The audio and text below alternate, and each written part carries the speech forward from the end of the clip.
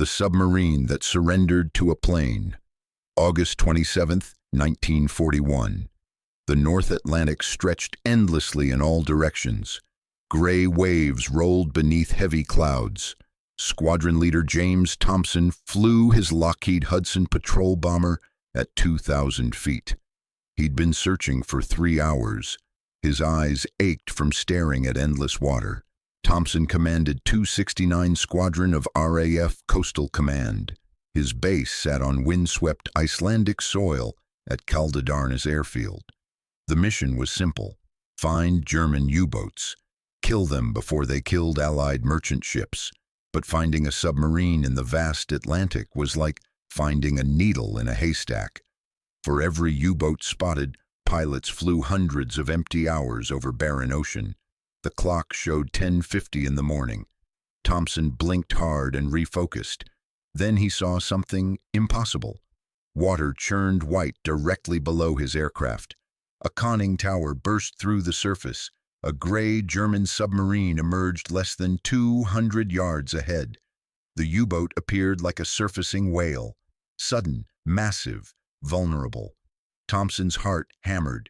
He banked hard and climbed for an attack run. His hands gripped the controls. He prayed the bomb release mechanisms wouldn't jam.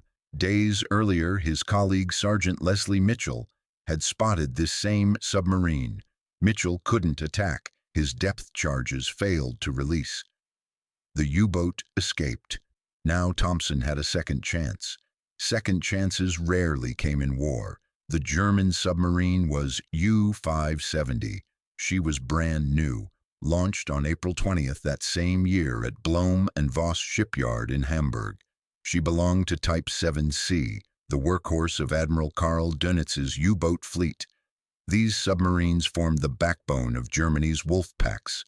They terrorized Allied convoys across the Atlantic. U-570 measured 220 feet long. She displaced 769 tons surfaced. 5 torpedo tubes bristled from her bow and stern. An 88-millimeter deck gun sat behind the conning tower. Her crew numbered 44 men. On paper, U-570 was a lethal weapon. She could dive to 650 feet. She reached 17 knots on the surface. She made 8 knots submerged. But paper specifications meant nothing without a trained crew, and U-570's crew was green as spring grass. Lieutenant Commander Hans-Joachim Ramlau commanded U-570 at age 27. He'd served on surface warships, but never commanded a submarine in combat. His first watch officer lacked submarine experience. His second watch officer was equally inexperienced. The rest of the crew consisted of fresh recruits. Many had just finished basic training. Most had never experienced a real Atlantic storm. None understood what it meant to live inside a metal tube underwater for weeks at a time. German radio intelligence intercepted British transmissions on August 23rd. The messages described a large Allied convoy near Iceland. 16 U-boats received immediate orders: intercept and destroy every ship. U-570 was among them. This would be her first combat patrol. But Ramlau didn't know the convoy was fake. British intelligence suspected their codes were compromised. They planted false information to test their theory. The trap worked perfectly. U-570 departed Trondheim, Norway on August 24th. She sailed south toward Iceland's waters, straight into British air patrol zones. The next 3 days became hell for the inexperienced crew. The North Atlantic welcomed them with a savage storm. Waves rose 30 feet high. They threw the submarine like a toy. The boat rolled and pitched violently. Life inside a submarine is never comfortable. Space is tight. Air grows stale. Everything smells like diesel fuel, unwashed bodies, mold, and fear. When a storm hits, conditions become torture. The boat dives during daylight to avoid aircraft detection. But even submerged, the ocean tosses and turns the vessel. At night, submarines must surface to recharge batteries. That's when the nightmare truly begins. The boat lurches side to side. Men can't walk without grabbing handrails. Hot food becomes impossible. Sleep turns into an unattainable dream. Vomit sloshes across deck plates. The stench becomes overwhelming. By August 27th, most of U-570's crew suffered severe seasickness. Several men couldn't leave their bunks. They lay moaning in the darkness. Ramlau felt terrible himself. His stomach churned constantly. He couldn't keep food down. His head pounded. His vision blurred from exhaustion. German submarine doctrine was crystal clear. Surface only at night. Always check the sky through the periscope first. Never take chances with enemy aircraft. But doctrine was written by men sitting in warm offices ashore. They'd never vomited for 3 days straight. They'd never watched their crew transform into green-faced, groaning shadows. They'd never felt the crushing weight of command when every decision could mean death. Ramlau made a decision that violated every rule, but it seemed like the only humane choice. Give his crew relief. Surface early. Let them breathe fresh air. The weather looked too bad for aircraft patrols anyway. What could go wrong? On the morning of August 27th, Ramlau ordered periscope depth. Standard procedure required a careful scan of the sky before surfacing. But Ramlau was sick, exhausted, and desperate. His judgment was clouded by 3 days of constant rolling and retching. He made a fatal mistake. He didn't look through the periscope. Maybe he thought the weather protected them. Maybe he was too nauseous to think clearly. Maybe he just wanted the nightmare to end.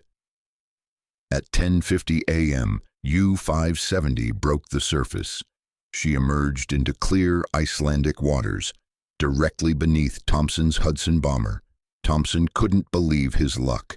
2 weeks of patrol with 0 sightings, then a U-boat surfaces right in front of him. He rolled into an attack dive immediately. His Hudson carried 700 pounds of depth charges.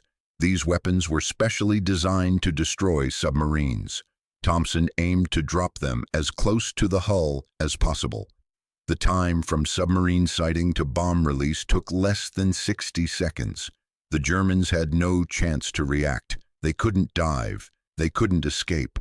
4 depth charges fell from Thompson's Hudson. They splashed into the water around U-570. They were set to explode at shallow depth, about 50 feet down. When a depth charge explodes near a submarine, the shock wave travels through water with devastating force. Water is nearly incompressible.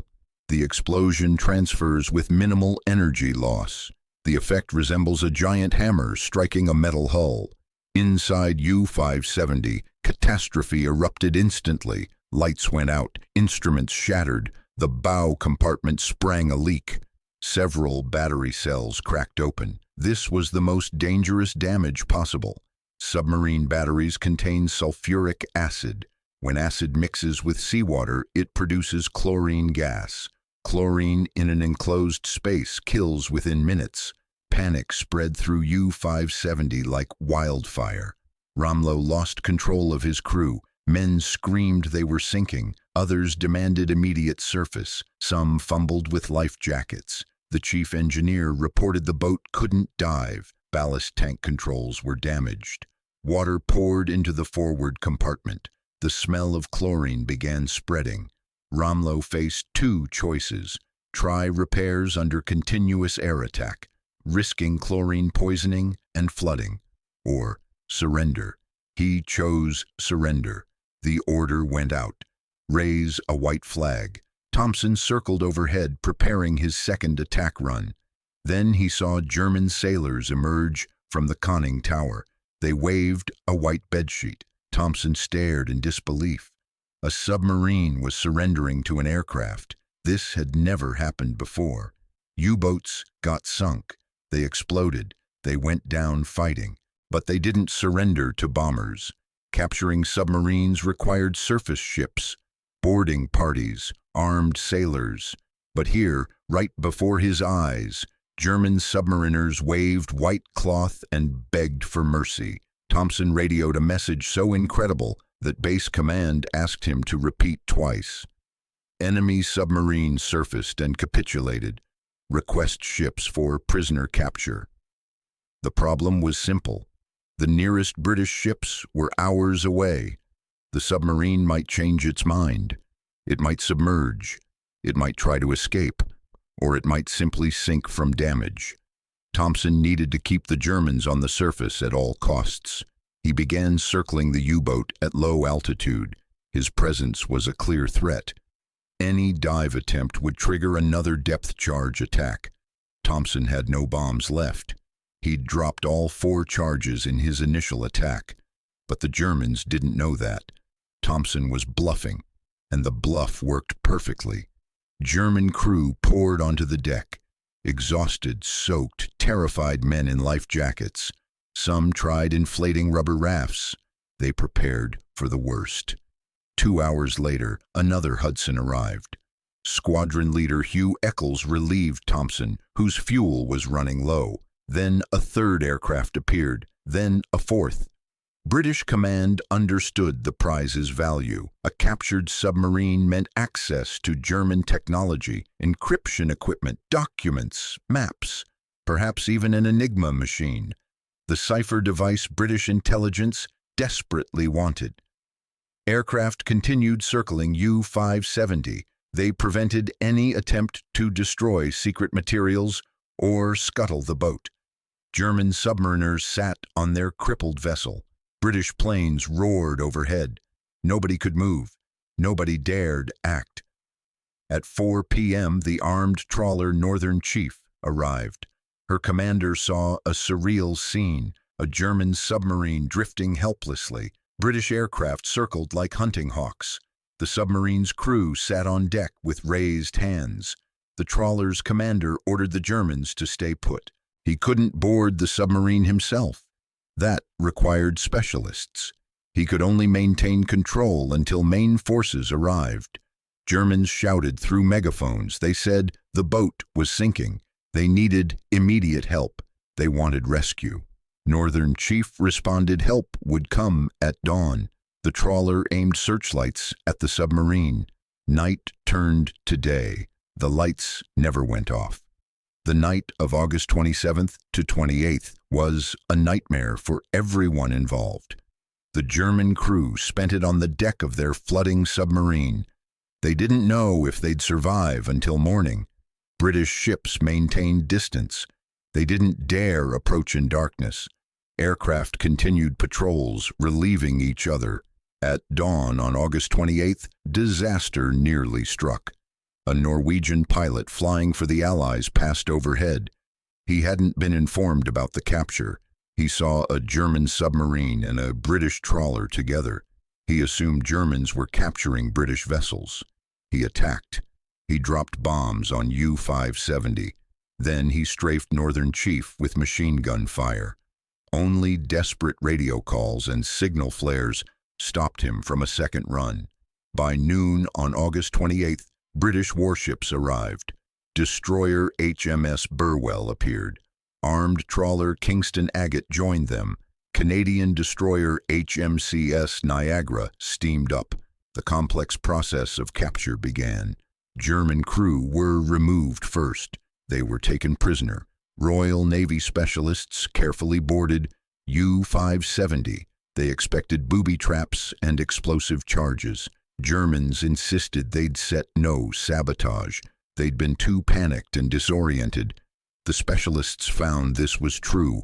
The submarine sat exactly as her crew abandoned her. No sabotage attempts. All documents remained. Cipher equipment was intact. This was an intelligence goldmine. U-570 was taken under tow. The convoy moved slowly toward Iceland. British aircraft maintained air cover.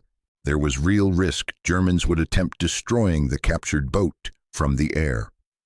At dawn on August 29th, the convoy reached Thorlakshafen harbor in Iceland. U-570 was beached deliberately. British feared she might sink in deep water. For the next 2 months, British specialists examined every inch of the captured submarine.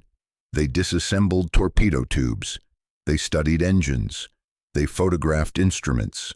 They copied all documentation. German Type 7C submarines were the backbone of the U-boat fleet, but Britain never had a chance to study one intact and undamaged. Now they had complete access to all secrets. On October 5, 1941, the captured submarine was officially commissioned into the Royal Navy. Her new name was HMS Graph. This was unique, a German U-boat fighting for Britain against her former masters. Graph underwent major repairs in Scotland. British engineers fixed all damage. They installed additional equipment. The submarine received British radios and identification beacons. She was repainted in Royal Navy colors. For the next 2 years, HMS Graph patrolled the Atlantic, Bay of Biscay, and Norwegian fjords. She hunted her former comrades. This was dangerous duty. German submarines or aircraft might mistake Graph for a friendly vessel and approach too close, or conversely, British ships might attack her without proper recognition. For Germany's Kriegsmarine, U-570's capture was a humiliating episode. They tried not to mention it. Lieutenant Commander Ramlau spent the rest of the war in POW camps. Other U-boat commanders considered him a traitor and coward. They despised him for not scuttling his ship as regulations required. But Ramlau maintained until his death he had no choice. The boat couldn't dive. His crew panicked. Batteries leaked deadly gas. He chose his men's lives over heroic death. History judged him harshly for that choice. In February 1944, HMS Graph was withdrawn from active service. The submarine became a target for depth charge testing. After surviving these experiments, she was scheduled for scrapping. A salvage tug called Growler was towing the former German submarine from Chatham to Clyde on March 19, 1944. A Force 9 gale hit. The tow cable snapped. Wind and waves seized Graph. They drove her toward the rocky Scottish coast. The tug couldn't regain control. Graph ran aground at Cool Point on the western shore of Islay Island. Attempts to refloat her failed. Graph was abandoned. She broke apart under wave and wind assault. By 1961, only scattered metal fragments remained on the coastal rocks. The capture of U-570 remains unique in history. It's the only time a submarine surrendered to an aircraft without surface ship involvement. This event occurred through a perfect storm of circumstances. British intelligence set a trap. The German commander was inexperienced. A savage storm broke crew morale, and pilot Thompson had incredible luck, being in exactly the right place at the right time. Squadron leader James Thompson and flying officer Edward Jewis received distinguished flying crosses for their roles. Their names entered aviation history. They were the pilots who accomplished the impossible, forcing a submarine to surrender using only the threat of aerial bombardment. The story of U-570 shows how crucial the human factor is in warfare. The most advanced weapons become useless in the hands of untrained or demoralized crews. The German submarine was a technically perfect machine. It could terrorize Allied convoys. But when her crew faced extreme storm conditions and sudden attack, lack of experience led to panic and capitulation. British Coastal Command, conversely, demonstrated training and professionalism. Pilots held the submarine on the surface for many hours. They coordinated with surface vessels. They ensured safe capture of a valuable prize. For Germany's U-boat force, this was an alarming signal. If new crews were so unprepared they'd surrender at the first serious attack, the training system needed urgent revision. Admiral Dönitz was furious when he learned what happened. He ordered an investigation. He demanded stricter requirements for submarine commanders. No other German U-boat surrendered to aircraft for the rest of the war, but the lesson was taught. Air superiority was becoming the decisive factor in the Battle of the Atlantic.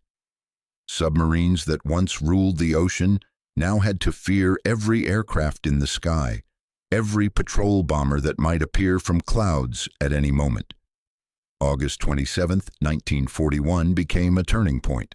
It showed aviation could not only attack submarines but capture them, force crews to surrender under threat of destruction. This was a psychological victory as much as tactical. German submariners now knew surfacing in British air patrol zones could end not just in death but in shameful captivity. British pilots received proof their work produced concrete results.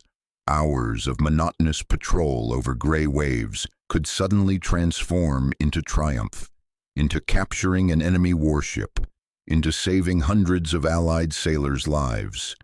The story of U-570 reminds us war isn't only about heroism and valor. It's also about mistakes, accidents, and human weakness. Ramlau wasn't a coward or traitor. He was an exhausted, sick commander who made a wrong decision at a critical moment. He paid for it his entire remaining life. His crew weren't cowards either. They were ordinary young men thrown into deadly situations without adequate preparation or experience. Thompson wasn't a Superman. He was an experienced pilot who found himself in the right place through a combination of luck, professionalism, and determination. They were all just humans caught in the giant meat grinder of World War II, trying to survive and do their duty. Today, more than 80 years after those events, the wreckage of HMS Graph still lies off the Scottish island of Islay. It reminds us of that strange day in August 1941, when a German submarine surrendered to a British bomber in the middle of the Atlantic Ocean. This was an event that shouldn't have happened by all laws of military logic, but it did happen, thanks to the chaos of war, the unpredictability of human nature, and that thin line between victory and defeat that exists in every battle. U-570 entered history not as a fearsome predator of the deep. She became a symbol showing war has no guarantees. The most perfect weapon can fail against a determined opponent, and sometimes surrender is the only way to save your crew's lives, even if history judges you for that decision forever. The submarine that surrendered to a plane taught both sides lessons they'd never forget. For Germany, it revealed training gaps. For Britain, it proved air power's decisive role.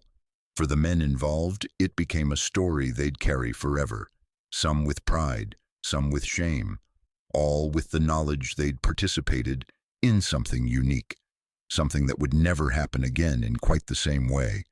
The North Atlantic keeps its secrets well, but this one secret emerged into daylight on August 27, 1941. When fear, inexperience, and bad luck combined to create the impossible. A submarine surrendering to an aircraft that had no way to board her, no way to capture her crew, nothing but bombs and determination. And somehow, against all odds, it worked.